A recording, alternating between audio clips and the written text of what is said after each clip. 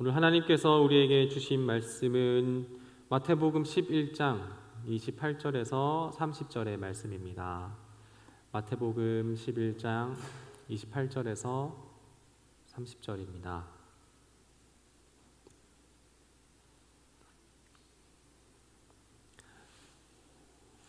하나님의 말씀을 봉독하도록 하겠습니다. 수고하고 무거운 짐진 자들아, 다 내게로 오라. 내가 너희를 쉬게 하리라. 나는 마음이 온유하고 겸손하니 나의 멍에를 메고 내게 배우라. 그리하면 너희 마음이 쉼을 얻으리니 이는 내 멍에는 쉽고 내 짐은 가벼움이라 하시니라. 아멘.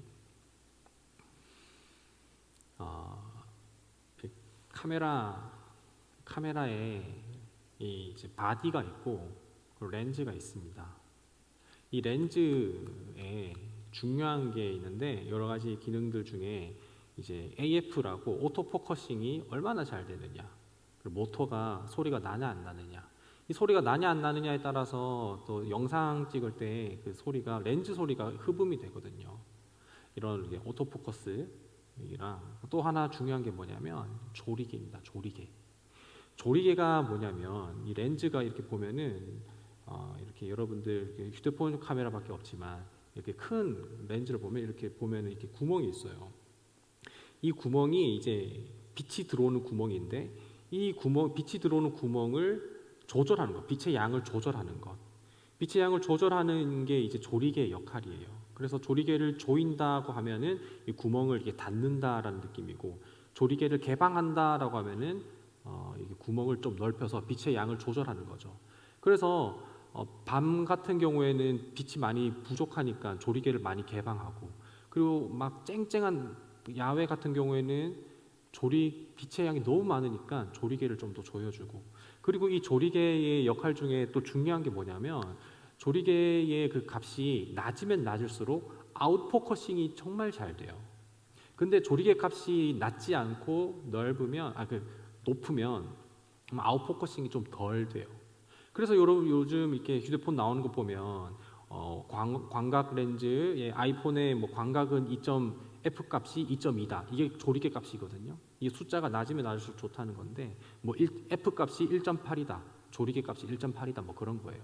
그러니까 숫자가 낮으면 낮을수록 좋다라는 건데, 근데 이 조리개라는 게 이제 렌즈에는 무조건 있는데, 이 렌즈의 종류에서도 좀 저 무슨 얘기 하나 덜 들어보세요.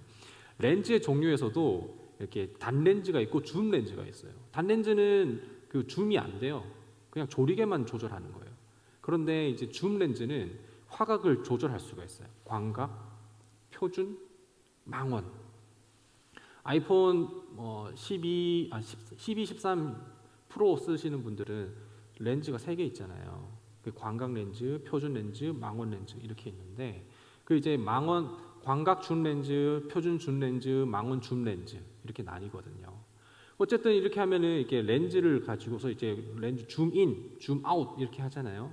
근데 줌 인 할 때 싸구려 렌즈, 값이 저렴한 렌즈는 줌을 인하면 인할수록 조리개 값이 자동으로 올라가요. 그리고 다시 줌 아웃을 하면 조리개 값이 다시 내려가요. 근데 아까 제가 말씀드렸다시피 조리개 값은 낮으면 낮을수록 좋다고 했잖아요. 근데 줌인 하면은 조리개 값이 올라간다니까요. 이게 싸구려예요.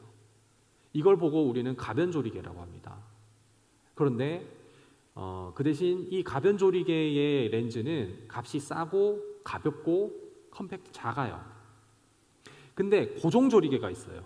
줌인을 하든 줌아웃을 하든 조리개가 내가 설정한 그 최저 조리개 값으로 고정이 돼요.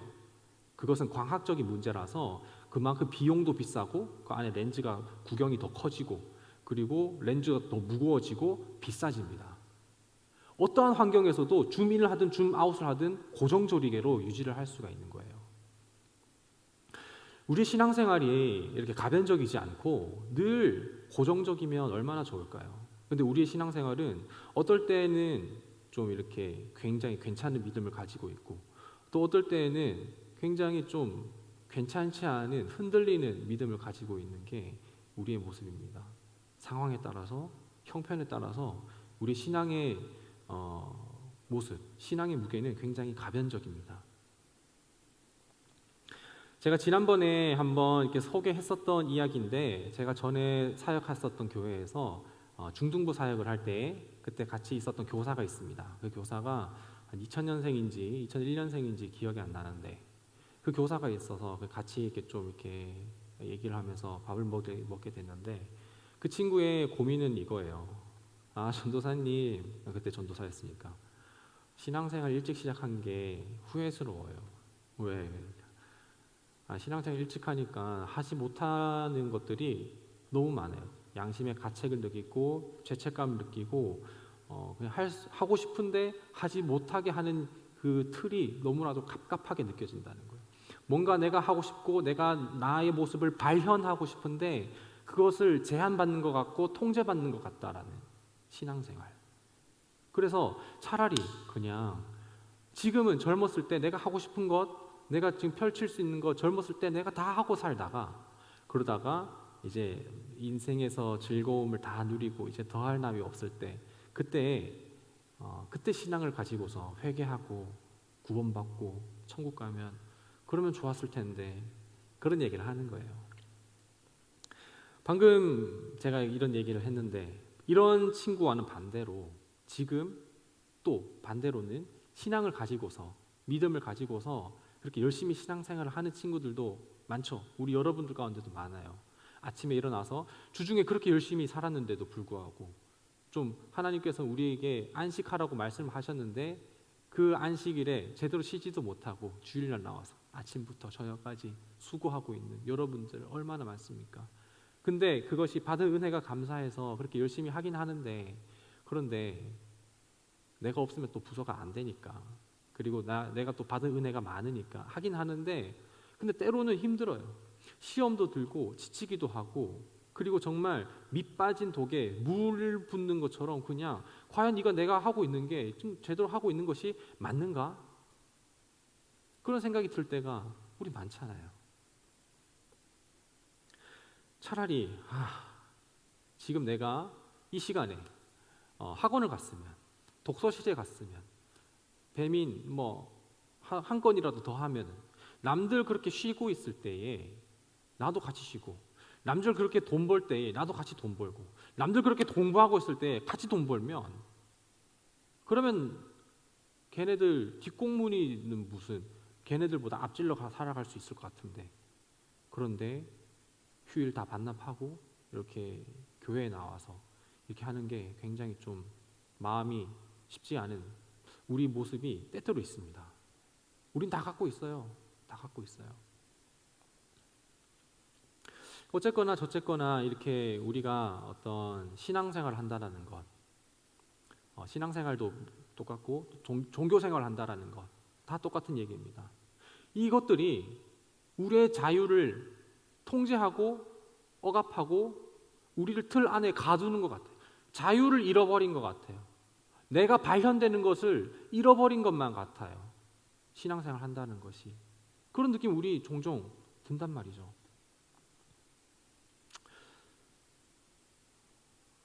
여러분들께 질문 하나 드리겠습니다. 자유는 뭘까요? 자유. 프리 사이즈 자유? 내가 하고 싶은 대로 살아가는 것, 제한이 없이 누구나 얼마든지 어떻게든지 할 수 있는 것, 그게 자유. 에버랜드나 롯데월드 입장할 때 자유이용권을 끊으면, 그러면 이제 자유이용권을 끊으면 그 어떤 모든 기구들을 자유롭게 이용할 수 있습니다. 그렇죠? 네. 진짜 제한받지 않습니다. 그것만, 티켓만 보여주면 자유롭게 이용하세요라고 그냥 들여보내줍니다. T-익스프레스만 100번 타도 누가 뭐라 아무도 얘기 안 해요. 왜냐하면 난 자유이용권을 끊었으니까. 그 자유. 근데 여러분 생각해 봅시다. T-익스프레스 하루에 100번 탈 수 있을까요? 10번 탈 수 있을까요? 눈치게임 이겨야 되겠죠. 눈치게임 해야 되는데, 나는 자유의 이용권이 있지만 거기에 웨이팅이 있다면 그걸 자유롭게 이용하지 못해요.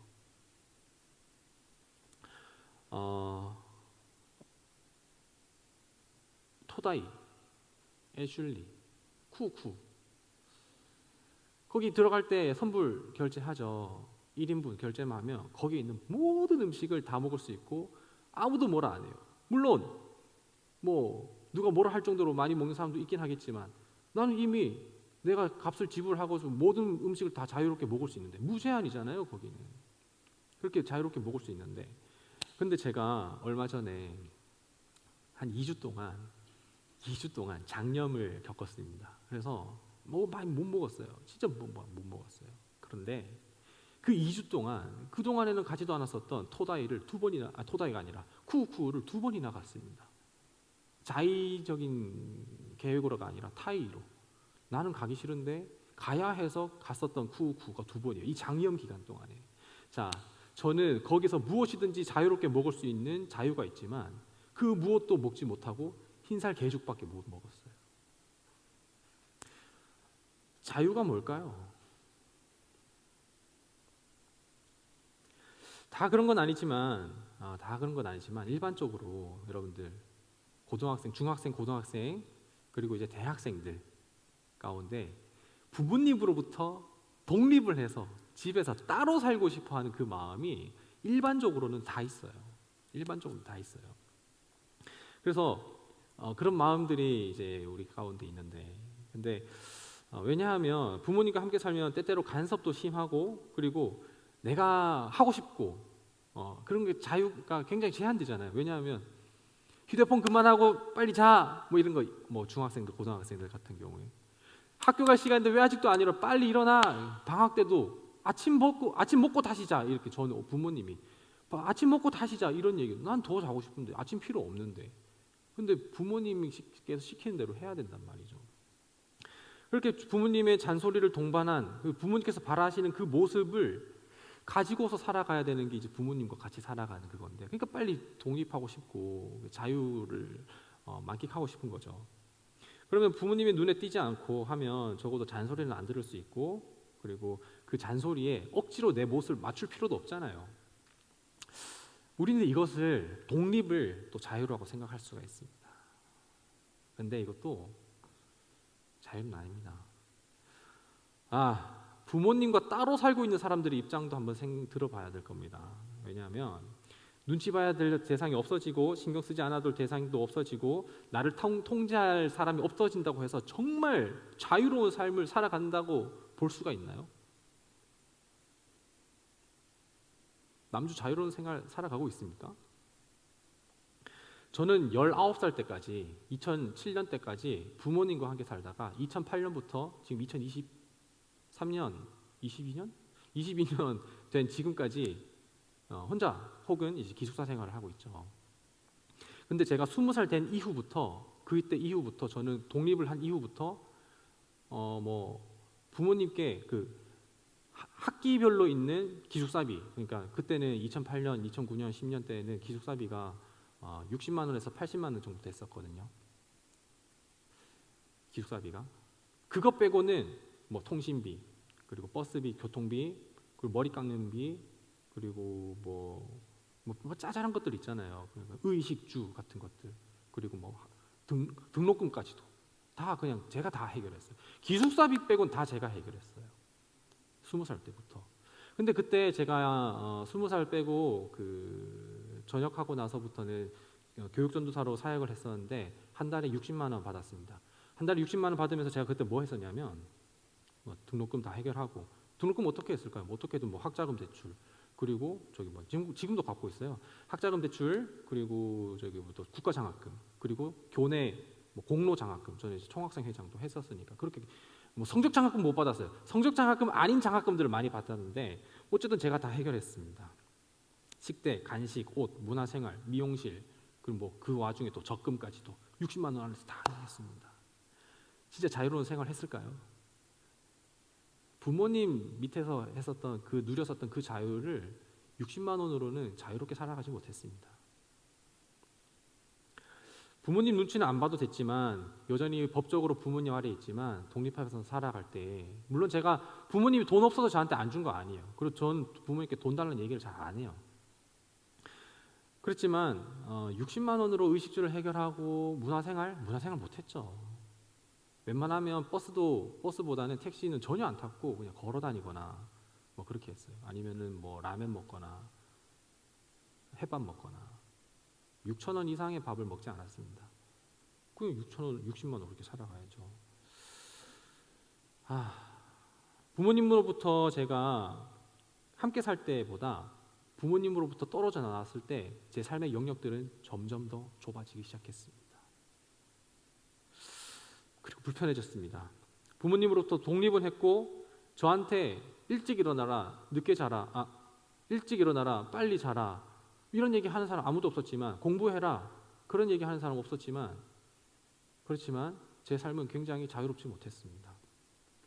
왜냐하면 저는 부모님 아래에서 나온 동시에 물질주의와 자본주의 아래로 들어갔기 때문이에요.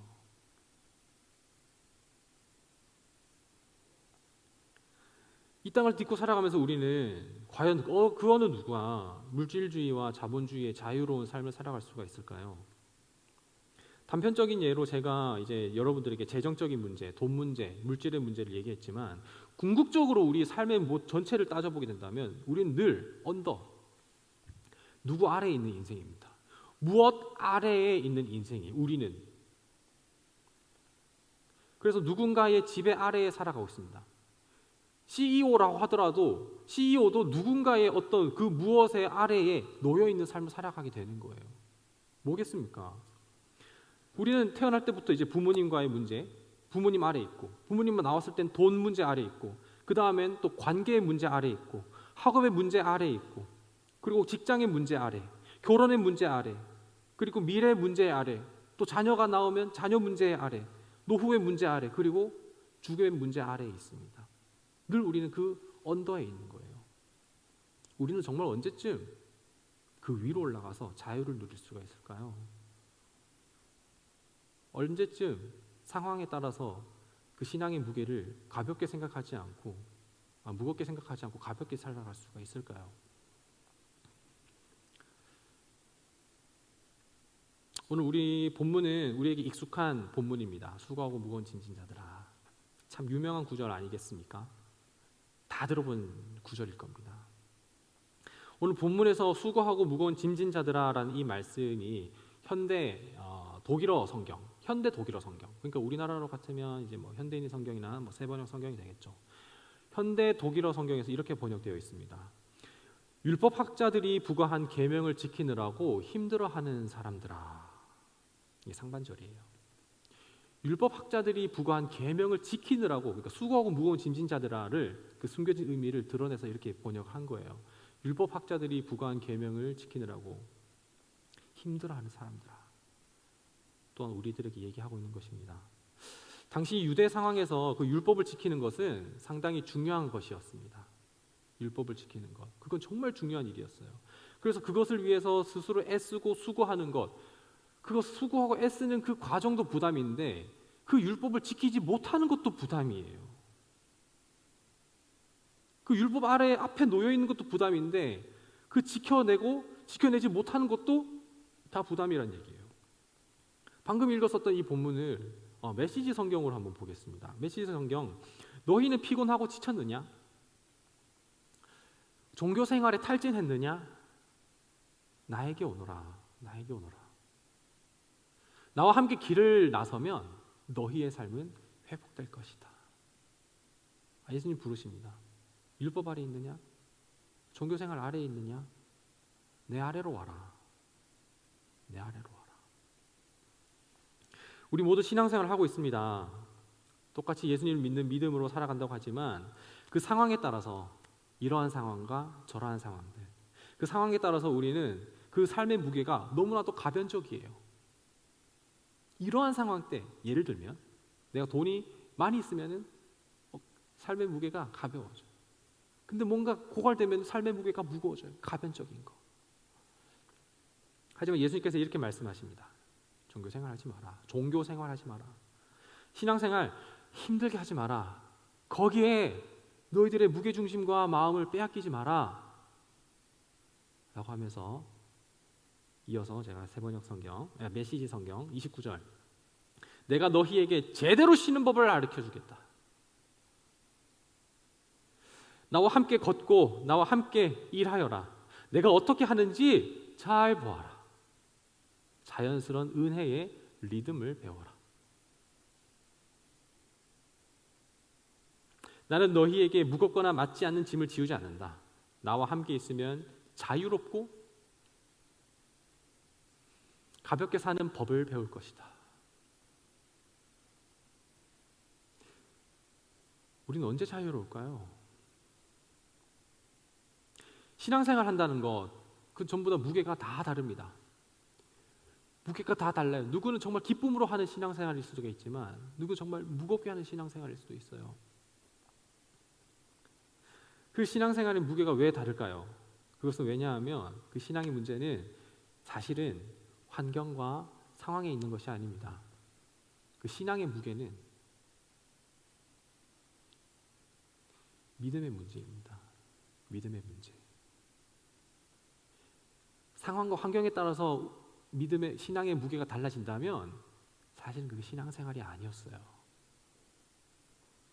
우리가 믿음의 문제. 그 믿음에 따라서 우리는 가변적인 신앙이 아니라 고정적인 신앙생활을 할 수가 있는 겁니다.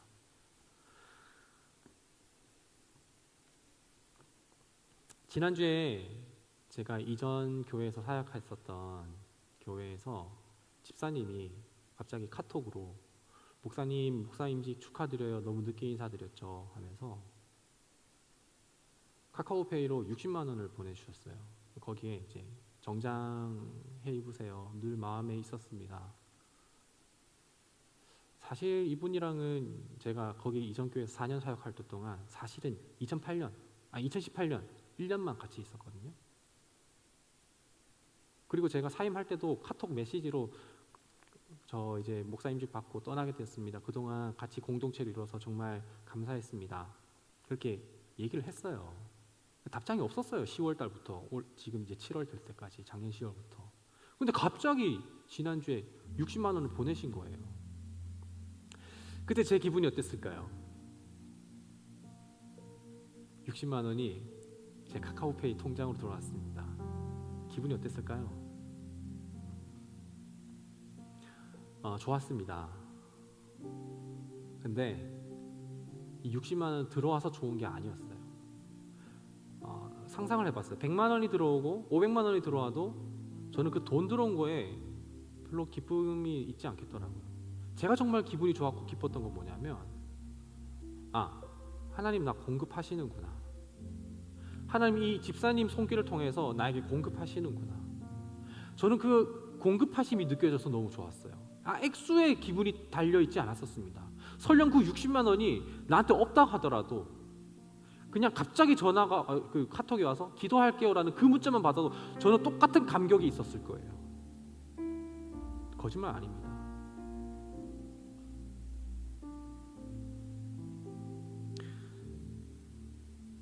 저는 왜 60만 원 있든지 없든지 그 60만 원을 기뻐하지 않고 하나님의 공급하심에 기뻐할까요? 왜 거기에 감사할까요? 왜냐하면 저는 하나님 한 분만으로 만족하면서 살아가고 있기 때문입니다. 예수 그리스도 그 이름 하나 가지고 살아가고 있기 때문입니다.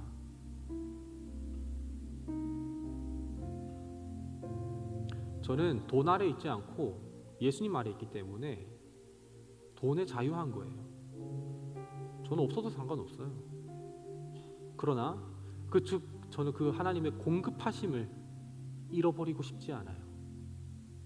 하나님의 공급하심 없이 60만 원만 들어왔다? 제 마음은 오히려 공허했을 거예요. 어떤 공허함? 왜 60이야? 깔끔하게 100으로 채워주지. 근데 저는 그 돈의 문제가 아니라 하나님의 마음이 저에게 부어졌기 때문에 저는 그게 60만 원이든 100만 원이든 6천만 원이든 전혀 똑같은 감격입니다. 실제로 6천만 원 안 돌아봐서 모르겠지만 그럴 것 같아요. 바울은 이렇게 얘기합니다. 빌립보서 4장에 나는 비천에 살 줄도 알고 비천하게 살 줄도 안답니다.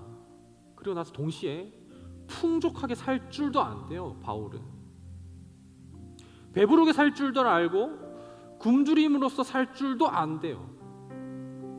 풍족하게도 궁핍하게도 그 어떠한 경우에도 적응할 수 있는 비결을 배웠다고 얘기를 해요. 사도 바울이. 그래서 어떤 고백을 하신지 아십니까? 이런 고백합니다. 바로 이어서 13절. 나에게 능력 주시는 분 안에서 나는 모든 것을 할 수 있습니다. 주님 내게 능력 주시기 때문에 나는 겸손하고 온유하니 나의 멍에를 메고 내게 배우라. 그리하면 쉬울 것이다. 그 주님의 멍에를 메면서 그 주님의 능력을 내가 얻는다면 비천에 처할 줄도 알고 풍요에 처할 줄도 알고 배부름이나 배고픔이나 고난이나 가난이나 영광 중에서도 동일한 감격을 가지고 하나님 앞에 쉬운 삶을, 쉬운 신앙생활을 할 수가 있다는 겁니다.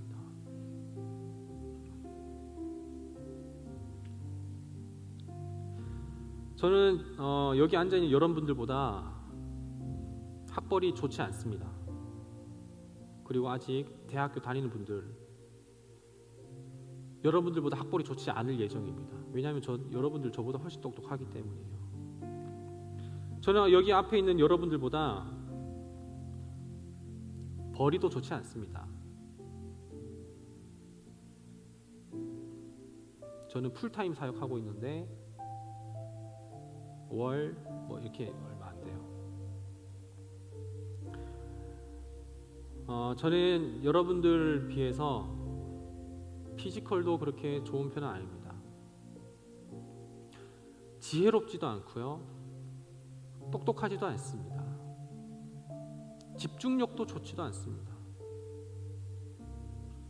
하지만 저에게는, 제 안에는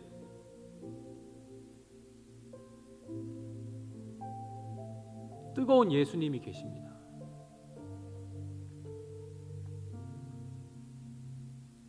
전 예수님으로 만족해요. 자유해요. 집중력이 좋지 않은 것에서 자유하고요, 돈에서 자유하고, 학벌에서 자유하고, 관계에서 자유하고, 월급에서 자유합니다. 왜냐하면 날마다 주님의 풍족함을, 주님의 공급하심을 누리고 있기 때문이에요.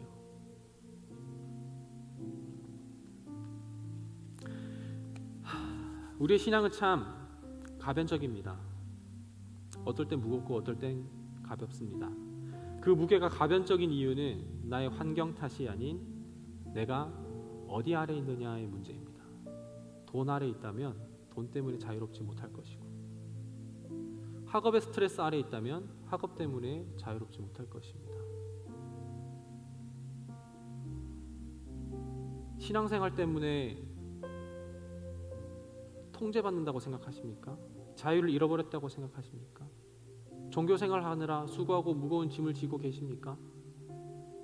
Under Christ, 주님 안으로, 주님 아래로 들어가게 되면 우리는 주님으로 자유를 누릴 수가 있습니다. 신앙생활 한다는 것은 형식과 틀에 갇힌 것이 아닙니다. 이 땅에서 있든지 없든지, 풍족하거나 비천하거나, 가난하거나 부유하거나, 배고프거나 배부르거나 상관없이 어떠한 환경에서도 나는 하나님 앞에 살아갈 수 있는 일체의 비결을 배웠다. 주님으로 진짜 자유를 누릴 수 있는 것입니다.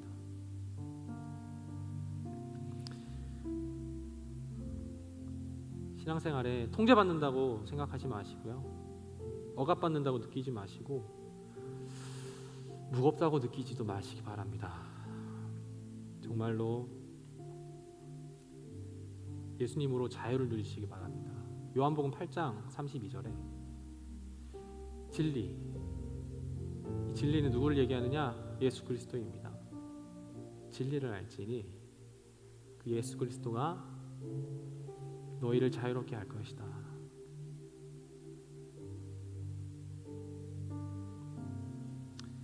함께 찬양합시다. 함께 찬양할 거는 무엇이냐면 지금 이 자리에서라는 찬양이에요.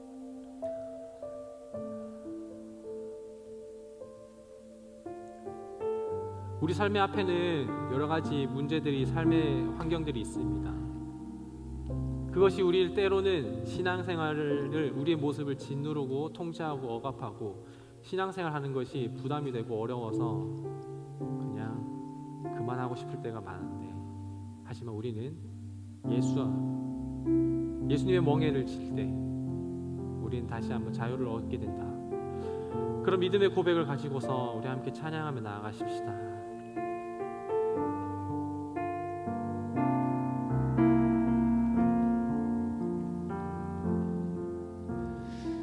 둘러봐도 보이지 않고 막혀버린 삶의 현실들, 가슴 속에 시린 눈물과 두려움에 지쳐버린 내 삶,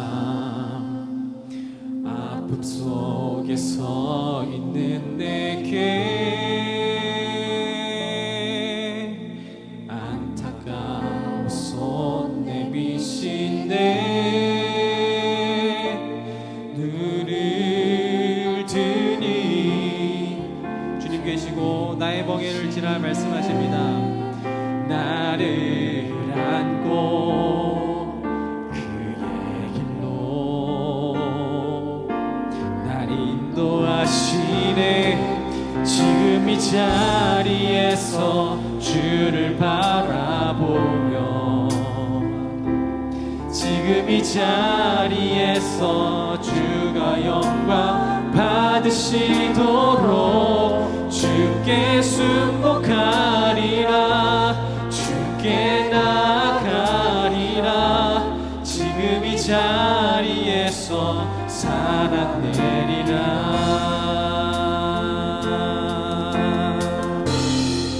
우리 처음부터 둘러봐도 보이지 않고 막혀버린 삶의 현실들,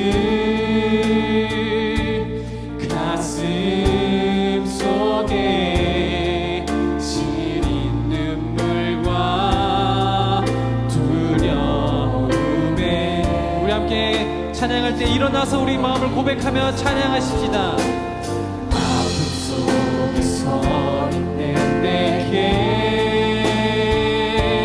나의 멍에를 매라고 주님 말씀하십니다. 수고하고 무거운 짐진 자들아 다 내게로 오라. 눈을 뜨니 주님 계시네. 나를 안고 주의 길로 날 인도하시네. 지금 이 자리에서 주를 바라보며, 지금 이 자리에서 주가 영광 받으시도록 주께 순복하리라, 주께 나아가리라. 지금 이 자리에서 우리 다시 한 번 더, 지금 이 자리에서, 지금 이 자리에서 수고하고 무거운 짐진 자들아 다 내게로 오라. 내가 너희를 쉬게 하리라.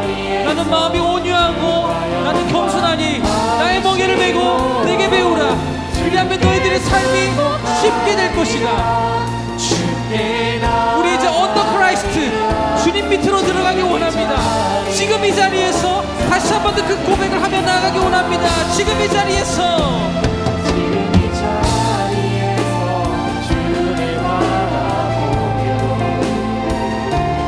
지금 이 자리에서 주가 영광 받으시도록 주님께 순복합니다. 주님께 나아감으로써 주님께 자유를 얻습니다. 오직 주님 한 분만으로써 자유를 얻기 원합니다. 지금 이 자리에서, 지금 이 자리에서 주를 바라보며, 지금 이 자리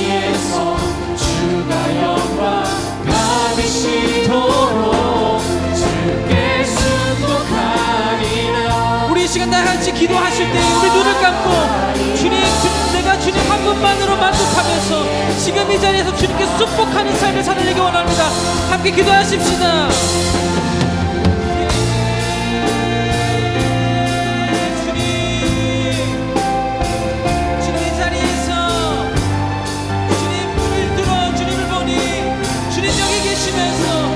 수고하고 무거운 짐진 자들아, 종교생활 하느라고 지쳤느냐? 이 자리에 나와서 나의 멍에를 메고 내게 쉬고 내게 멍에를 배우라.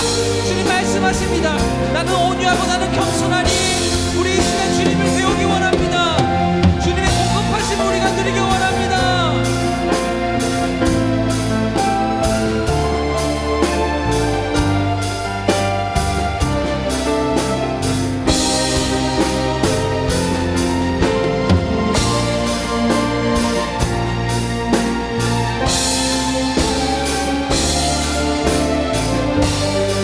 주님만 집중하면서 더 깊은 기도의 자리로 나아가십시오.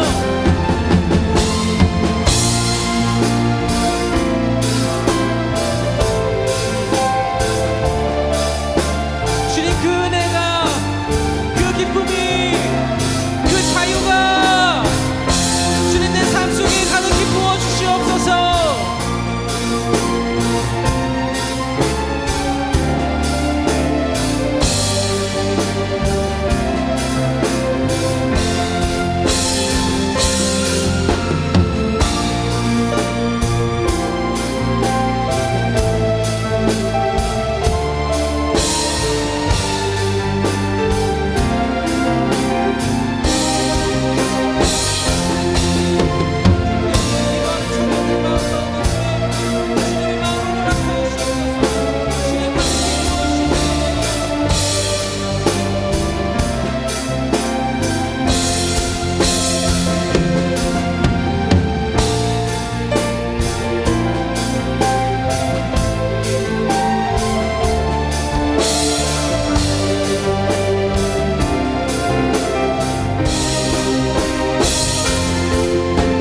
기도하실 분들은 기도하시고 또한 찬양하실 분들은 찬양하면서 다시 한번 우리의 믿음을 주님 아버지 앞에 확정하며 나가시겠습니다. 지금 이 자리에서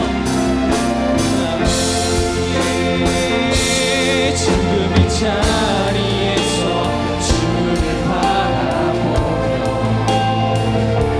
지금 이 자리에서 주가 영광 받으시도록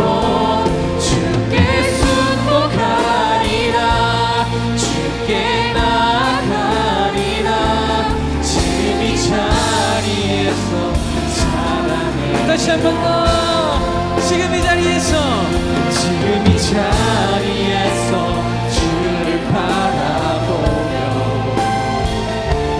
지금 이 자리에서 주가 영광 받으시도록 주께 순복하리라 주께 나가리라 지금 이 자리에서 살아내리라.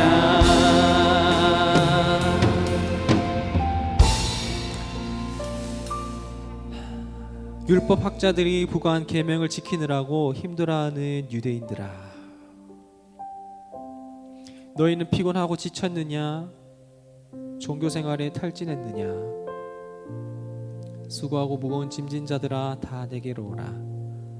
내가 너희를 쉬게 하리라. 거기 있으면 너희들의 신앙의 무게는 가변적이지만 내게 오거든 그 신앙의 무게는 고정적이게 될 것이다. 주님 말씀하십니다. 주님 그 말씀 우리에게 오늘 허락하여 주심에 감사합니다. 내 신앙의 무게가 내 상황과 환경에 있지 않게 하여 주옵시고 자본주의, 물질주의를 살아가고 있지만 예수님 안으로 들어갑니다. 언더 크라이스트 주님 아래로 들어갑니다.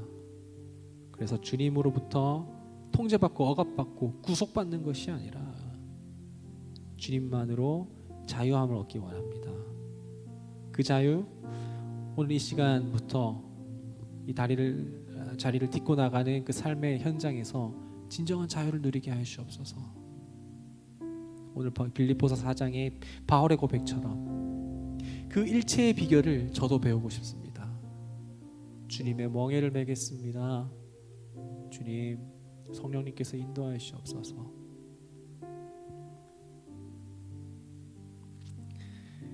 주 예수 그리스도의 은혜와 하나님의 사랑하심과 성령님의 인도하심이 더 이상 가변적인 신앙의 무게를 지고 살아가지 않고 주님 앞에 고정적인 신앙을 가지고 살아가기로, 그래서 이거를 위해 주님의 멍에를 매기로 결단하는 우리 모든 여기 모인 청년들 머리 위에 예배자들 가운데 그 삶 가운데 지금부터 영원토록 함께 하시기를 간절히 축원하옵나이다. 아멘.